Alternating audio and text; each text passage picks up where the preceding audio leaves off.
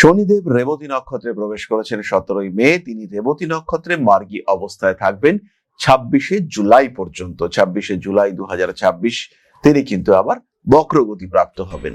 তুলার জন্য শনি অত্যন্ত এফেক্টিভ গ্রহ। তুলার জন্য শনি চতুর্থপতি এবং পঞ্চমপতি।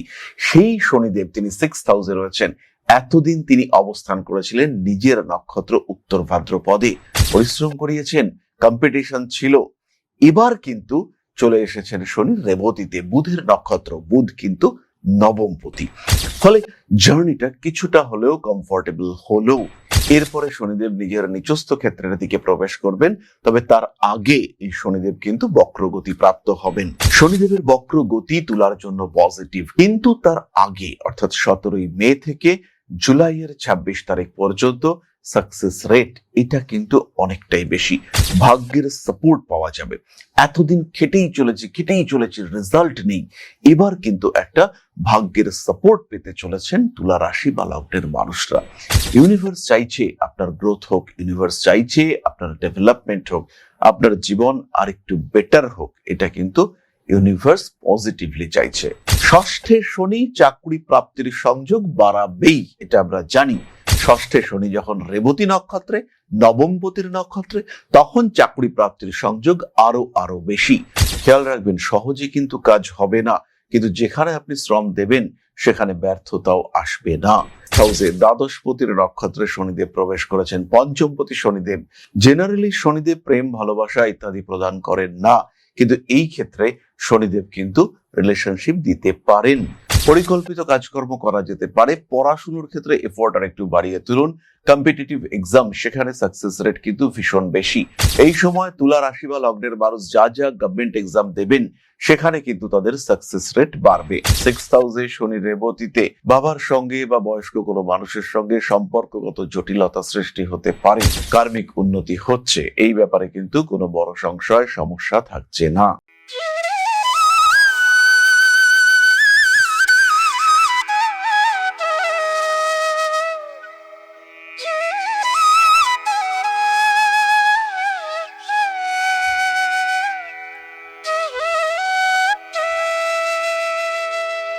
নমস্কার, ঋষিবাণী ইনস্টিটিউট অফ ভেদিক অ্যাস্ট্রোলজির পক্ষ থেকে স্বাগত জানাই আজকের জ্যোতিষ আলোচনায়। আমি শান্তনু আপনাদের সঙ্গে।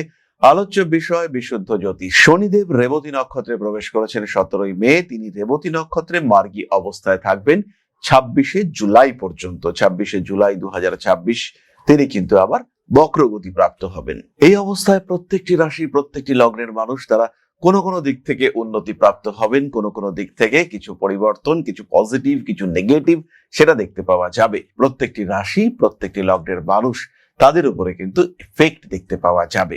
তুলার জন্য শনি অত্যন্ত এফেক্টিভ গ্রহ। তুলার জন্য শনি চতুর্থপতি এবং পঞ্চমপতি। সেই শনিদেব তিনি 6th হাউসে রয়েছেন। এতদিন তিনি অবস্থান করেছিলেন নিজের নক্ষত্র উত্তর ভাদ্রপদে, পরিশ্রম করিয়েছেন, কম্পিটিশন ছিল। এবার কিন্তু চলে এসেছেন শনি রেবতীতে, বুধের নক্ষত্র। বুধ কিন্তু নবমপতি।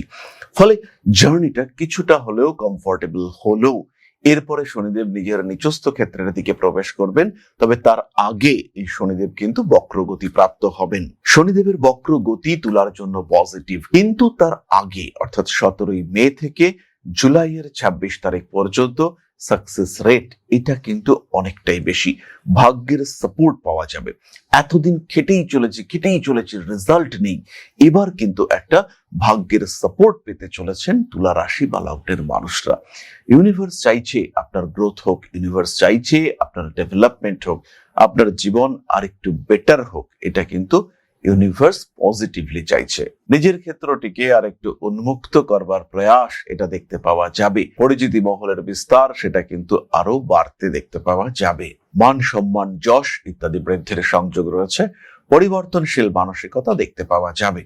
ষষ্ঠে শনি চাকরি প্রাপ্তির সংযোগ বাড়াবেই, এটা আমরা জানি। ষষ্ঠে শনি যখন রেবতী নক্ষত্রে, নবমপতির নক্ষত্রে, তখন চাকরি প্রাপ্তির সংযোগ আরো বেশি।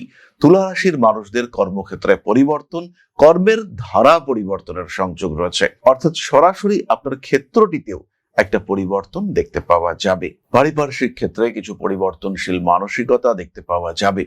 নান্দনিকতা বোধ এটা বৃদ্ধির সম্ভাবনা অনেক অনেক বেশি। নতুন ব্যবসা শুরু করা যেতে পারে। ব্যবসার ক্ষেত্রে পরিশ্রম কিন্তু ভীষণ হবে। খেয়াল রাখবেন, সহজে কিন্তু কাজ হবে না, কিন্তু যেখানে আপনি শ্রম দেবেন সেখানে ব্যর্থতাও আসবে না। রিলেশনশিপের ক্ষেত্রে কিছুটা অস্থিরতা রয়েছে, শত্রুতা থাকবে। 6th হাউসে দ্বাদশপতির নক্ষত্রে শনিদেব প্রবেশ করেছেন। পঞ্চমপতি শনিদেব, জেনারেলি শনিদেব প্রেম, ভালোবাসা ইত্যাদি প্রদান করেন না, কিন্তু এই ক্ষেত্রে শনিদেব কিন্তু রিলেশনশিপ দিতে পারেন।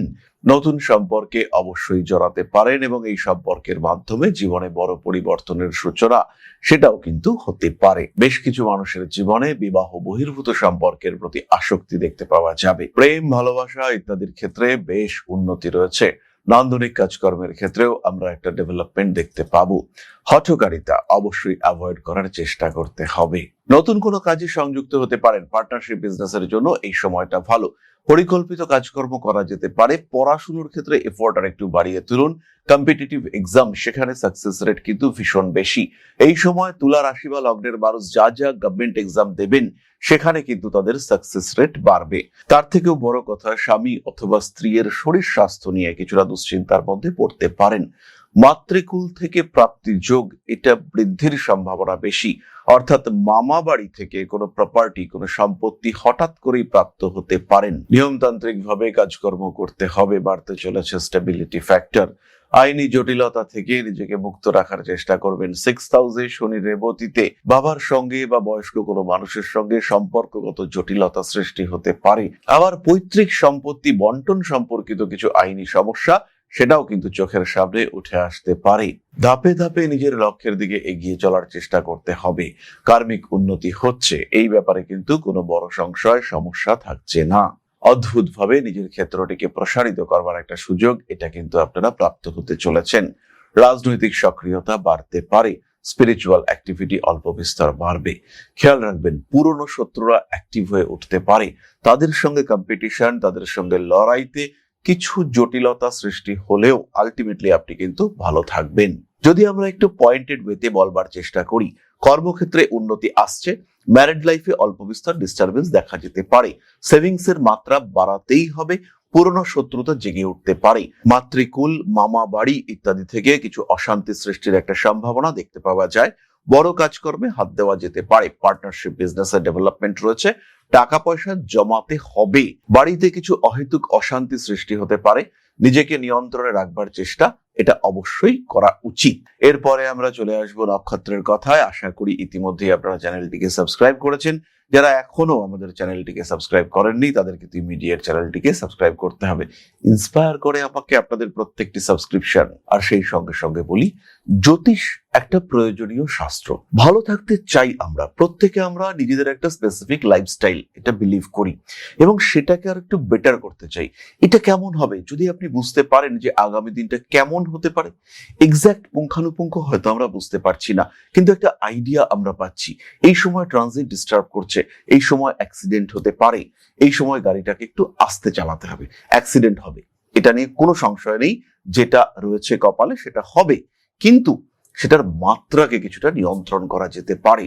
টাকা পয়সা নষ্ট হবে, আমি বুঝতে পারছি। শুক্রের দশা, রাহুর অন্তর্দশা চলছে। শুক্রের ওপরে এই মুহূর্তে রাহুর দৃষ্টিও শুরু হতে দেখতে পাওয়া যাবে। ফলে ফাইন্যান্সিয়াল দিক থেকে একটা বড় সমস্যা আসতে পারে, আসবে। এটাকে আমি আটকাতে পারবো না, কিন্তু অ্যামাউন্টটাকে কন্ট্রোল করতে পারি। কেউ সাহায্য চাইলো, বললো দাদা টাকাটা দাও, কালকেই ফেরত দিয়ে দেবো, এই টাকাটার উপরে একটা নিয়ন্ত্রণ রাখতে পারি। বারবার আমরা এই ধরনের প্রতারণার শিকার হই, কিন্তু তাকে আমরা কিছুটা কন্ট্রোল করতে পারি। কোনো একটা ডেট ফিক্স করতে পারি যেখানে আমাদের সাকসেস রেট বাড়তে দেখতে পাওয়া যাবে। আর এর জন্য প্রত্যেকটা মানুষের উচিত জ্যোতিষ শাস্ত্র সম্পর্কে বেসিক জ্ঞান রাখা। আর যদি আপনি এই বেসিক জ্ঞান অর্জন করতে চান তাহলে রাস্তা একটাই, সেটা হলো Rishibani. Rishibani institute of Vedic astrology জ্যোতিষ শিক্ষার সর্বোৎকৃষ্ট প্রতিষ্ঠান। Systematic scientific syllabus, proper faculty, proper notes, সমস্ত কিছু নিয়ে আপনি কিন্তু চলে আসবেন একটি বিশেষ ক্ষেত্রে। আপনার এই জ্যোতিষ শিক্ষার ক্ষেত্রটি হবে অসাধারণ। ভর্তি হতে পারেন অনলাইনে, ভর্তি হতে পারেন অফলাইনে, ভর্তি হতে পারেন আমাদের প্রি রেকর্ডেড ভিডিও ক্লাস সেশনেও। ভর্তি হওয়ার জন্য কল করুন আজই। তাহলে এবার আমরা চলে আসব তারাদের কথায়। তুলা রাশির প্রথম নক্ষত্র চিত্রা। 17 মে থেকে 26 জুলাই চিত্রা নক্ষত্রের মানুষদের শত্রুতা বাড়তে পারে, তবে প্রত্যেকটি শত্রুতায় লাভবান হবেন স্বয়ং চিত্রা। কখনো জনপ্রিয়তা বাড়বে, কখনো অর্থনৈতিক উন্নতি হবে, কম্পিটিশনের ফলে সেলফ ডেভেলপমেন্ট, ইমপ্রুভমেন্ট সেটাও হতে দেখতে পাওয়া যায়। পারিপার্শ্বিক পরিস্থিতির ক্ষেত্রে জটিলতা কমতে দেখতে পাওয়া যাবে। মান সম্মান, যশ, প্রভাব, প্রতিপত্তি ইত্যাদির ওপরে উন্নতি দেখতে পাওয়া যাবে। যারা প্রপার্টি বিল্ড আপ করতে চাইছেন তাদের ক্ষেত্রেও উন্নতি রয়েছে। প্রেমিক কিংবা প্রেমিকার সঙ্গে সুসম্পর্ক বজায় রাখার চেষ্টা করতে হবে। রাজনৈতিক সক্রিয়তা থেকে নিজেকে দূরে সরিয়ে রাখার চেষ্টা এটা অবশ্যই করতে হবে। চিত্রা নক্ষত্রের মানুষদের কোনো দামি জিনিসপত্র হারাতে পারে, নষ্ট হতে পারে, এবং পুরনো পেপারস, বিশেষ করে মাধ্যমিক, উচ্চ মাধ্যমিক, উচ্চ বিদ্যা ইত্যাদি সার্টিফিকেশন, সেগুলো নিয়ে একটা দুশ্চিন্তার মধ্যে আপনি কিন্তু পড়তে পারেন। এই সময় চিত্রা নক্ষত্রের মানুষদের চাকরি প্রাপ্তির সম্ভাবনা অনেক বেশি। বাড়ি থেকে দূরে চাকরি হওয়ার সম্ভাবনা রয়েছে। যাদের কর্মক্ষেত্রে একটা টালমাটাল সিচুয়েশন চলছিল তাদের ক্ষেত্রেও কিন্তু চাকরি প্রাপ্তির সংযোগ বাড়তে দেখতে পাওয়া যাবে। হঠাৎ করেই পেশাদারী মানসিকতার ক্ষেত্রে বেশ বেশ উন্নতির সম্ভাবনা এটা কিন্তু আমরা দেখতে পাবো। মানবিকতা বোধ বৃদ্ধির সম্ভাবনা বেশি। এনজিও, সোশ্যাল রেসপন্সিবিলিটি ওরিয়েন্টেড কাজকর্ম ইত্যাদির ক্ষেত্রে বেশ উন্নতির সম্ভাবনা দেখতে পাওয়া যায়। নিজের ক্ষেত্রটিকে আরো প্রসারিত করতে পারেন, নিজের জায়গাটিকে আরো উন্নত, আরো ডেভেলপ করে তোলবার চেষ্টা, সম্ভাবনা এটা আপনার ক্ষেত্রে রয়েছে। অবশ্যই আপনি এগোতে পারেন।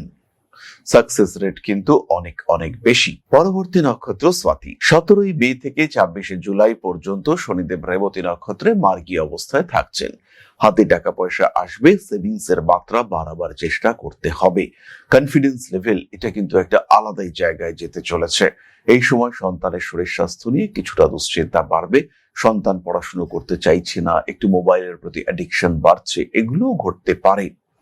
অস্থির হয়ে পড়ছেন আপনি, কেন সে পড়াশুনো করছে না, কিভাবে তাকে আরেকটু বেটারমেন্ট দেওয়া যেতে পারে, এরকম বিভিন্ন প্রশ্ন, বিভিন্ন প্রশ্নের উত্তর খোঁজার চেষ্টা এটা আপনার মনের মধ্যে জাগতে দেখতে পাওয়া যাবে।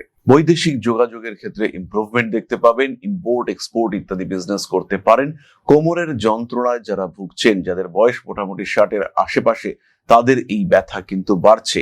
তার সঙ্গে সঙ্গে কোনো ধরনের allergy, asthma, breathing problem, heart issue এগুলোর কারণেও কষ্ট পেতে পারেন।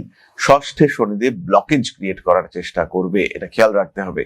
কোনো কোনো সময় পেটের সমস্যাতেও আপনারা ভুগতে পারেন।